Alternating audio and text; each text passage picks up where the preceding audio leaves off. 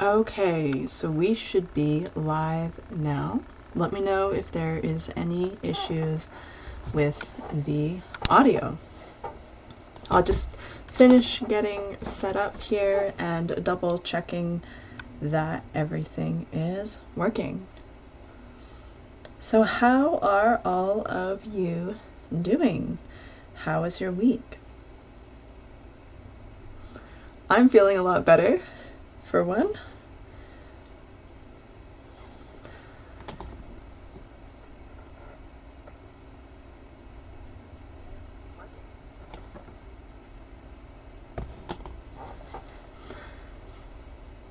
That sickness seems to be pretty much gone and feeling pretty much back to normal. And it's actually feeling quite similar to January, where I get up and there is a little bit of heavy energy. I got up this morning and it's like, ugh. And I was thinking about this today, how you are the light.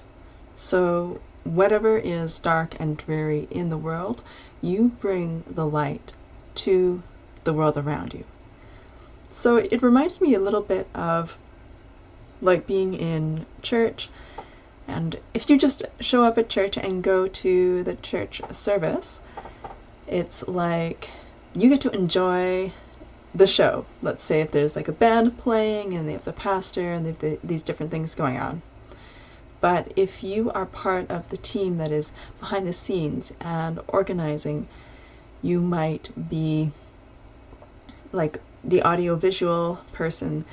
And the church that I went to, it would have 3 sermons or 3 services in a weekend. So if you're the pastor or the audio-visual person or the worship team, you're going to be having rehearsals, maybe not for the other people, but definitely for like the choir and whoever's in the band, they would have rehearsals. So maybe it's less exciting because you're not enjoying the show, you're creating the show.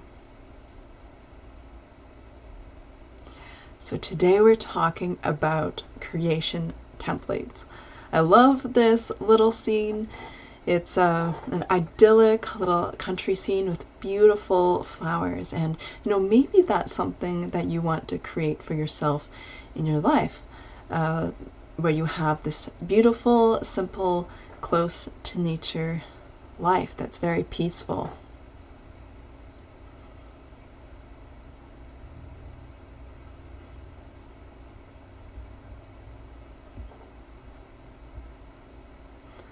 So when we talk about creation templates, what do I mean by that? Well, it's like what I said before about the church service. It's like playing a video game versus making the video game. And when we say video game, that's similar to describing the Matrix, the video game of life. So it's a lot easier to just play the video game and enjoy the video game than it is to actually make a video game. Like that requires a lot of planning, a lot of thinking, a lot of getting into the details. So when I talk about creation templates and we talk about, manifestation tools, and there's different ways you can do that, but there's also different specificity levels of that. So if you're just playing the video game, you are limited to the video game settings. If you're creating the video game, you have a lot of potential. You have unlimited choices. The hard thing is to choose what do you want in the video game. So we have existing templates where we can continue to create the same thing, or we can create new templates.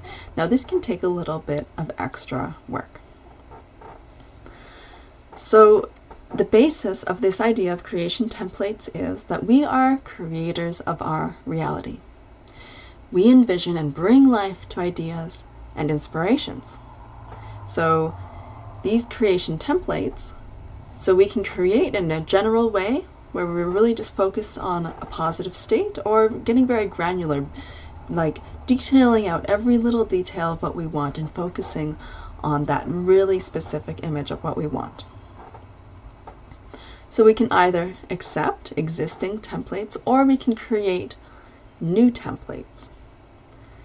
And the closer to existing templates what you're creating is, the easier it will conform to your subconscious beliefs.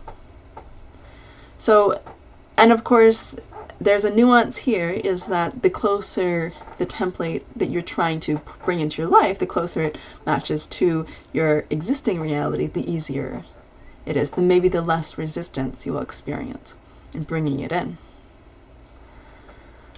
So we have existing templates, but then we can also create new and original templates which stretch the imagination.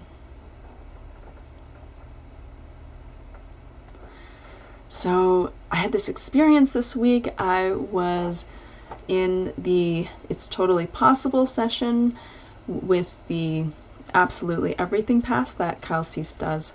And they do that once a week, and it's a really expansive exercise. In this exercise, I was with a partner working on this, and as they were speaking, they're talking about like releasing grief and sadness, and I saw them as a divine being within a human body, but as an awakened master, as who they truly were, living out this experience.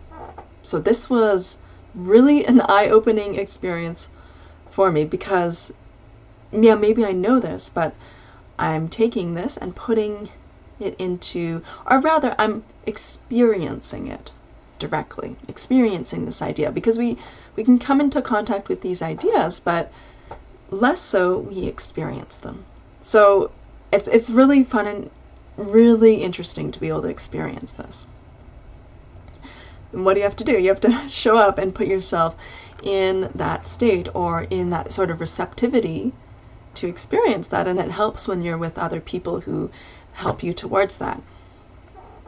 So I was experiencing this, them as a divine being. And these are the notes that I made realizing this. So as a divine being who's incredibly powerful, you experience the limitation of a human existence. So you're a powerful being experiencing limitation. And that's frustrating, right? Yeah.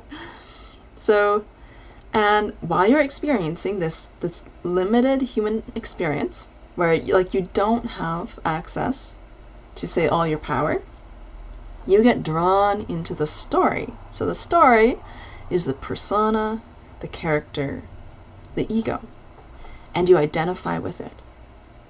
You forget who you are and how to use your power. And it's difficult to figure out how to access that power in human form.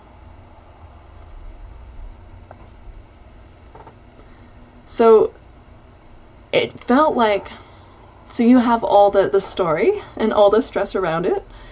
And for me, this story felt a lot like I am someone who is very intelligent, and I have to maintain that story of me being intelligent, so that identity is threatened when I feel dumb. At work, this happens at work. When I see other people doing things I don't understand what's going on, I don't feel so smart. Luminal Mind, who joined last week, you can go check out their channel. So they have some very complex, detailed videos. I was watching some of their videos, and I was like, you know what? I don't understand this. And that threatened that identity a little bit. But that's okay. Like that identity can be threatened, and we can be okay with that. So I have this identity of being someone who's makes good decisions and is meticulous and makes good financial decisions, and like there's this whole pressure, all this pressure around this identity that I saw within myself, and I was like, this is the story, and this is not who I am. So you are like an awakened master who drops into the human story. So absolutely take it seriously at times. But I realized you can just relax and drop out of the story and just be consciousness being. So I felt that. So that was really, really interesting. I realized, like, I don't have to take the story so seriously all the time. Like, I don't have to take this identity so seriously because it's a story. And then you realize that you're identifying with these stories. Okay, so all stories are creation templates. So we can accept them, reject them, create new ones. You can believe that all that exists are existing templates and just follow those. But that's where you're not awakened or realize that you can actually create new templates. And then we get limitations when we attach strongly to certain stories. So for example, I use this image in the background, like this is the house that I'm manifesting. And through the past month, I felt so strongly like I don't think I can manifest this, like this is too big. And almost like I'm not deserving or worthy of this. I should just try to have something small, or like I don't even deserve it at all. Right? So there's been all this like doubt and unworthiness come up. So now there's people who have this. So why can't you have it? So there's that story about why you can't have it. So there's an existing creation template where someone, they borrowed this template from someone else, or they created it themselves, where they can have, this kind of house, or the physical material possessions that they want to have, and they live it out. So these limiting stories, they're stories around why someone else can have it, because obviously like they've created it, and why you can't. So this is super tricky because, right, we believe these stories. We take them quite seriously. And it's okay. I mean, like, if you're feeling really rough, feeling really intense, heavy energy, it's natural to feel that lack of belief and self-doubt. So that's not an issue in itself. And I'm talking about this as a way to remind us that when we have the energy, that we can focus that energy on creating beautiful new things. And if it's fun, get more and more detailed with it. Well, you can choose. You can get really detailed, or you can get really general. So when you have awareness of your higher self, or that expanded consciousness, you realize there's a level of unity and connection that exists there. And I felt like there's all these emanations and expressions of consciousness that are available to you. So we talk about like having this like fierce energy, or passionate energy, or calm, or peaceful energy. We talk about archetypes. We talk about these personas of, say for example, gods or goddesses that personify or represent these certain emanations of consciousness. And you can access those different emanations and express them through you. And I said, like, they feel like abstract ideas or feelings in their undifferentiated or unexpressed form. So I was thinking about like being fiery, being passionate, creative, like these are abstract ideas. So you have this unlimited form, but within the human vessel, you experience limitation. And so this is where the stories come from. Stories can be fun, and they can be interesting, they can be intriguing, they can grab your attention.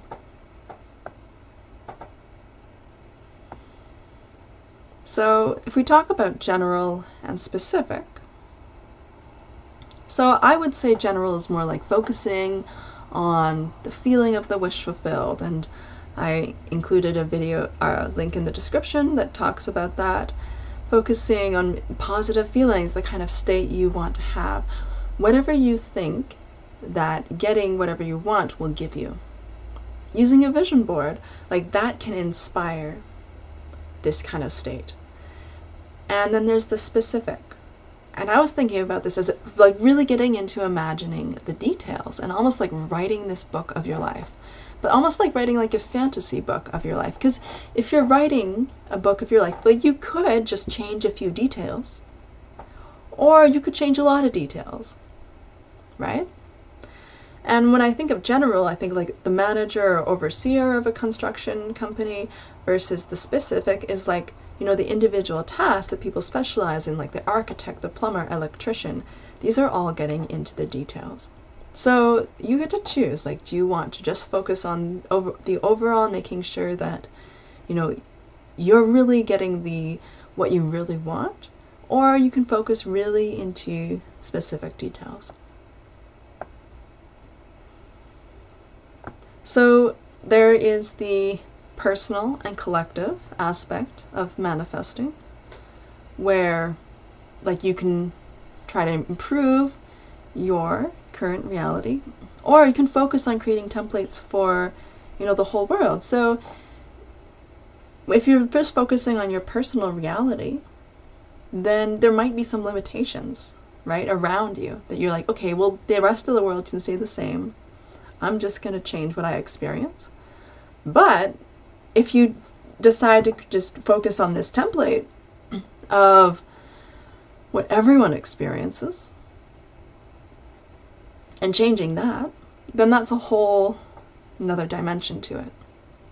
So, and it all can be material, like having a new house, or experiential, like traveling, the kind of relationships you want, you know, that feeling of joy, peace, and love that you want to generate within you. So, you know, there's an aspect of material and experiential that go together as well. When one person who talks about this is Mina Irfan in the Universe Guru, and she talks about creating a relationship wish list. So writing down all the qualities of someone you want, like a friendship with, or a romantic relationship with, or a work relationship with. You can do all different kinds of describing what you really want within this relationship. So that's getting down into the details within that area. Okay, so I'll have some examples. So like you want to create a template where you have a mansion. So in the category of general, I would think about like what assumptions are in place for you to have this. So maybe the assumptions are you have financial security and abundance, and being able to afford this mansion is well within your means. So for example, like the house that I'm showing in the background here, that I'm using a green screen for. So I was imagining myself having this house.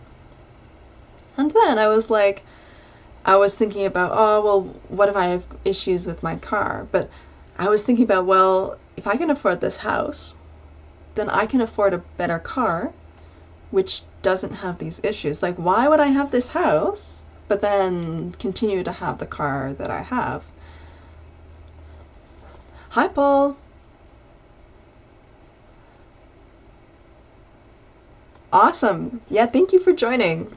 Yeah, so we're talking about creation templates, and I didn't find any videos about this. Most of the videos about creation templates are like how do you create like a Word document template or something like that. I'm doing good. How about you? I went skiing today and it was really beautiful, and I felt a lot better than last week. Of course, you know, still feeling the energies, but, you know, feeling the potential and possibility within them too. I'm inspired by this idea and this topic, and it's kind of rehashing existing ideas, but I think it's very interesting because, you know, we all talk about manifesting, but how much time do we actually spend in thinking about what we want and just living in that experience? Like, for example, like if we want to get specific for this template about having a mansion, creating stories about what happens in the mansion. So like imagine, so maybe you want a mansion and maybe you have a family, maybe you have children, maybe you don't want children, but you like having children around, and you have a birthday party for some children at an orphanage within the mansion, and it's fun and exciting, and then after the day is done you get to clean up and have your peace and quiet. Maybe, you know, you have friends or relatives that come to visit you within the mansion. There was a video I saw about someone who had these retreats where it was like witchy rituals, and they did these really kind of fun and interesting like emotional development work within this beautiful mansion. So I was like, wow, that sounds fun. So like there's, you know, imagine like what kind of experiences do you want to have in this mansion, right? Maybe the only thing that you've thought about is just like enjoying the mansion and just like reading a book, but that's not what you're going to be doing all the time, right? Or maybe you're going to be out doing fun, exciting things out elsewhere, and then you come back to your mansion and you enjoy your peaceful time reading your book. So if we're going to create a specific creation template, write yourself into the story of the book and create a playful, engaging story about living in this mansion. So you can use a journal, you can use like a laptop, yeah, you can use, you know, different inspirations, manifestation practices. Yeah, join in, Paul, if you have any other ideas to add to this. Okay, so I kept going with the general and specific and separated it out into the different slides, so maybe it's not as cohesive as I would have liked. But so for the general one, what kind of feeling or what state do I want to have that I think possessing this will give me? So maybe peace and security and relaxation and enjoyment and fun and excitement and exploration, right? Because if you have a mansion, maybe it has a secret wall or secret tunnel, or yeah, there's maybe there could be interesting things in the mansion. So, and then you can do that just within your daily life, like just by doing something unrelated that gives you that sense of peace and security and relaxation. Okay, so for the specific, like part of what you need to do is like let go of any assumptions in the reality you are currently experiencing that prevent you from having this. So here's the thing about the general and specific, right? So sometimes if you get into the specific, you get like tied up and like, oh, this isn't possible and this can't happen, right? So then you have to go back to the general. And this is something that Abraham Hicks talks about. So when you get specific, you do need to disconnect from current perceived struggles or limitations. So that's the challenge with that. However, we do this all the time, right? When you watch a TV series or a movie or a novel, you suspend disbelief and you would get engaged. So, like if you're going to write a novel of a life you imagine yourself in, like the actual practice of that isn't too different from what you already do. Every TV series, movie, and novel is a creation template, and you can pick and choose. And some people say, you know, like that's kind of the issue if you watch like soap, what are they called? Like, I was gonna say soap operas, but I was like, like there's, if you watch too much stuff where, you know, it's playing out the same destructive relationship patterns, we see a lot of that happening within the media. I'm like, if you watch that a lot with your like conscious brain turned off, your subconscious brain's absorbing it and accepting that as your templates. And then you start to develop limitations around that. And so that's why people say, be careful about what you consume. But, you know, you can take elements that you don't like and figure out what you do like. So when you immerse yourself in a story, you don't need your life to be just like the characters' lives to start identifying with the characters. So, like, and that's why, like, we can enjoy fantasy stories, but we're not living out those stories. Yes, I know, living in the moment as if your manifestation has already happened, and then keeping that blissful state and truly feeling it, embodying the state as if what you desire is already present. Yeah, so that is the under the general category, and to do that you can use a vision board, you can use like just looking at images, maybe like AI image generation, you can play around with that, movies, books, and you can use that to help inspire the feeling or just your imagination. Our lives are a collection of stories. And so this idea of creating a story of your life, it's like a fanfic of your life, or, you know, someone else's life, or what you imagine a celebrity's life could be that you insert yourself into, because of course a lot of celebrities' lives aren't as wonderful as we imagine them to be. And, you know, we're finding more and more about that where we realize, like, oh, that's not so great. Kind of thankful for my life. It can be difficult with all the distractions in our modern world. Exactly. Like, you hit the nail on the head, Paul, right? And why do we go for distractions? Oftentimes we go for distractions because we're tired and we don't have enough rest.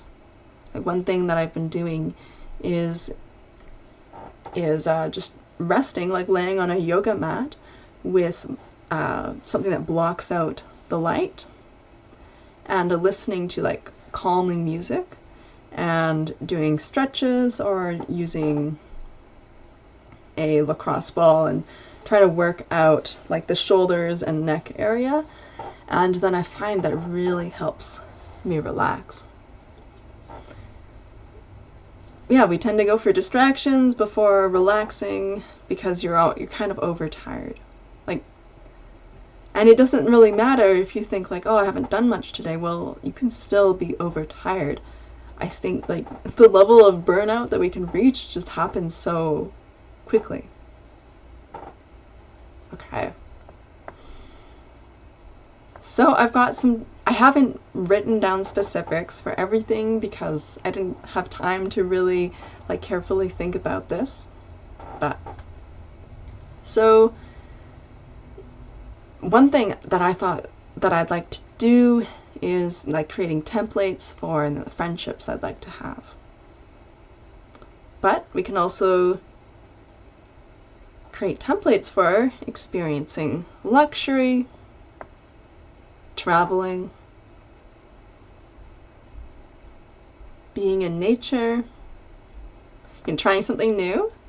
So maybe it says skiing or snowboarding if you haven't done that before. Maybe like create stories around experiencing a fantasy reality. Right? And this is the part where I say, this is why we're talking about creating templates, because you have freedom to create. Imagine what you want to experience, right? You're letting go of, is this possible? Is this really possible? And just embracing the fun and the joy of it, right? Suspending that disbelief. dimension jumping, traveling a portal. I included this picture because it looks like a portal to me. Like, this is such an interesting picture. Maybe meeting interdimensional beings with maybe blue skin or like different colored skin. Very different perspectives, right? Like that would be fun and interesting. Traveling the galaxy. Maybe developing the ability to fly, telekinesis, telepathy, time travel, remote viewing by location. We mentioned and referenced a video last time where a lady was remote viewing and doing by location. Yeah, it's cheesy, but world peace. I'm really strongly wanting this to show up. And environmental revitalization. So, you know, environmental revitalization is really part of, you know, there's issues with the environmental damage that we've caused. So this kind of template, it deals with an existing issue, and so there's an assumption that the existing issue is present. You don't need to have any of those assumptions, right? You can just jump straight into this other reality. So you're suspending disbelief, but you're also kind of taking it seriously. I love skiing. I only tried snowboarding one time. Yeah, I'm a skier too, Paul. I tried snowboarding too, and it was quite painful because you hit the edge and you just like hit the ground. And most days, like, there's not powder. If there's lots of powder, maybe it's not so bad, but if it's a groomed run, maybe it's gonna be a rough day. Yeah, I haven't done it too much since. I'm not that kind of glutton for punishment. Okay, so the assumptions about reality. So, you know, some creation templates rely upon certain assumptions. So they involve changing what already exists. And then some have entirely new assumptions about reality. So this is helpful to think about, like, what assumptions are you holding on to or relying on within this existing template? And some creation templates already exist, but you're learning how to apply them personally to you. So other people enjoy travel and wealth, and you want to experience that too.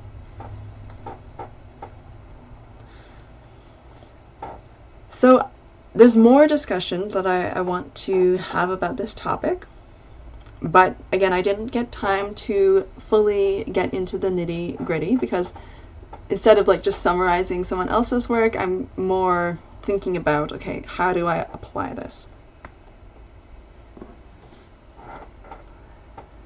Like how you're going through the picture imprints on your subconscious and will manifest just like if you click on whatever posts or videos, all imprint the subconscious and affect your experience. Yeah. So if it's very emotionally charged, it'll have more of an imprint on the subconscious. But if it's extremely repetitive, that also has a deep imprint on the subconscious. Exactly. You said it so well, Paul. Thank you. So I linked a video in the description called Levels, and it's by the channel Homath. It's very, very rude title, or very rude channel name. So I don't agree with everything they say, but this this graph that they made is excellent. So it involves spiral dynamics and different references to refer to these developmental levels, and it makes them look somewhat equivalent within this graph. I don't know whether exactly they are equivalent, so I put half the graph here and then half of it on this side. He's referencing Ken Wilber, this integral theory and how this level feels from the inside. I think this is what he has referenced here. So he uses a lot of this and applies this to relationships. So I'm going to be referencing this because it's a really good summary and discussing more about these creation templates. And next week we're going to have a part 2, and also referencing the very beginning slides that we had last week in the live on what we're leaving behind in the 3D as we move to 5D, and where I talked about like the layers of the cake. So like the lowest levels and the highest levels, and I'm going to reference them to these different levels here. Yeah, so I'm going to show you how you can find the graph, so if you want to take a look at it for next week. So this is from the video that I linked in the description called Levels, and it says diagram here, and he's got a link tree. So this takes you to the link tree, and I guess he made a new link tree, so you just click on that, it takes you to his new link tree. So you've got the section where it says buy my charts, so you can buy them if you want, but this one was available free underneath that section. So you've got levels in consciousness, there's the level test, which you can pay for, which I thought, you know, that would be helpful if you're getting into a relationship. You take the test and you have the other person take the test, and you're like, I just ask them like, okay, where did you get on that, and discuss it, and maybe they'll think about whether you want to date this person. That might be helpful. But underneath the level test is the levels chart where it says AQAL, and you just click on that and it takes you to Google Drive, and this chart that I showed you here is the AQAL HM simplified. So they have some different like levels compatibility chart. So if you know where you're at and someone else is at, then this chart basically shows, you know, what issues may arise, or, you know, how you would get along.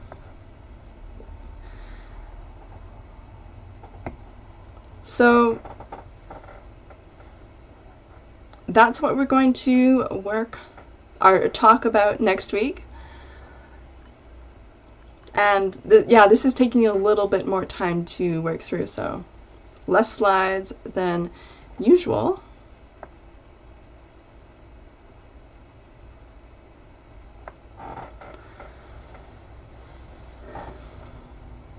But I think this is really interesting, and interesting to flesh out, you know, because there's lots of people who talk about manifestation techniques, but it's really important for you to figure out like what works for you, and yeah, to take the learning on yourself and experiment and try different things and different ways of doing things, right? Because it's like you've got different piano teachers, and learning piano, it's not as if there's one person who knows how to teach piano and you can only go to that one person to learn piano, right? A teacher teaches other people who teaches other people. So, and some people, you're just gonna get along with them a lot better. Like some people will be really strict, and other people, they will like break it down better. So like when people like sell a course and they say like, I'm the only person who has this information, I think of it more as like information is available, but, you know, different people are teaching, and that kind of teaching will adapt to different people's learning styles. And of course, if you teach something, it really forces you to learn about it. Okay, so that's all the slides I have for today. Exactly, because everyone is so unique. Yeah, so if you want, when I started teaching, I got a teacher to teach me how to teach, because I already knew how to play piano, but I was insecure about teaching piano, and my teacher said, you just have to start, and once you start, then I'll teach you. So I had to find a student, advertise, and I was so nervous. I didn't know what I was doing, and I went into the first lesson, and I was try to remember the steps, and the student was not getting it. It was really hard and really challenging, and it just like gets your insecurity just revving up so much, right? It's scary, but there is this element of learning by doing.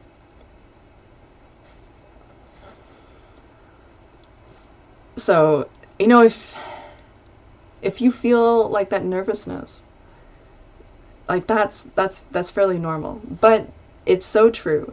You learn so much by doing, and I learned so much by just teaching, and eventually I didn't need to create a specific lesson plan all the time. I just had all those techniques in my mind, and I could just access them at any time and play with them, and then create new things, and just constantly adapt to the needs of the students.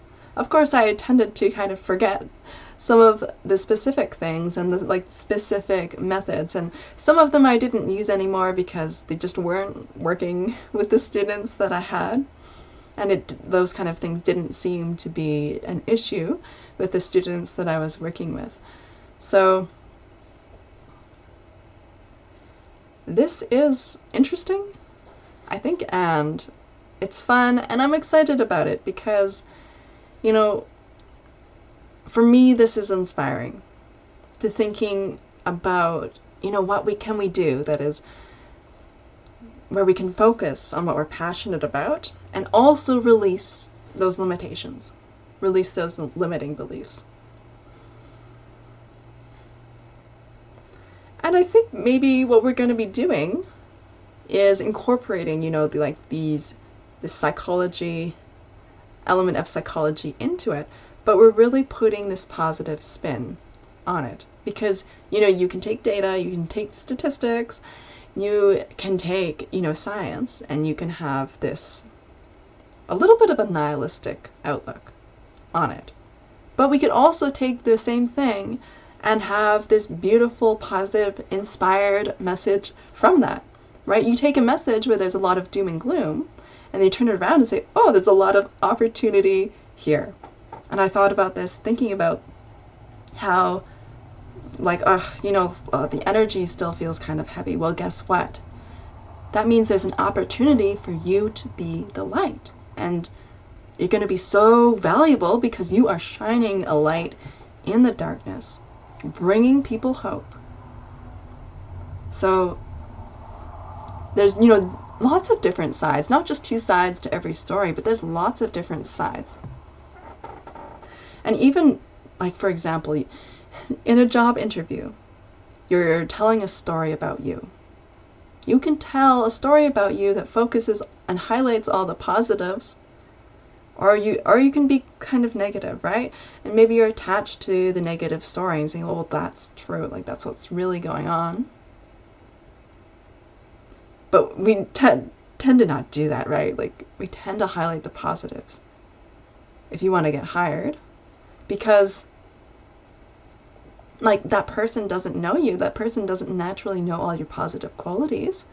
And maybe in your life, it's kind of like this, your relationship with life, where you've taken some things for granted, and it's like, imagine like life as your spouse, and you're not waking up and saying like, oh my gosh, thank you so much, like every morning. And maybe you can remember to do that. Stepping out of your comfort zone is nerve-wracking, yeah.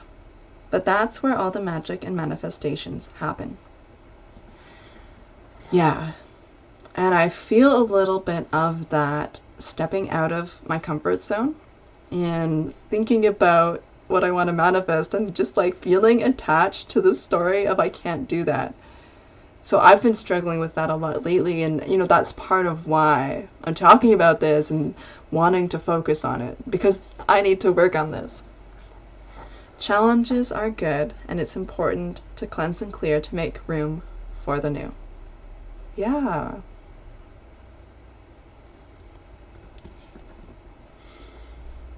Yeah, so this is fun. So I'm gonna try and, you know, get as much done as I can next week. And so we'll start to look closer and in depth at these ideas. Okay, so yeah, that's it for tonight, and we'll see you next week.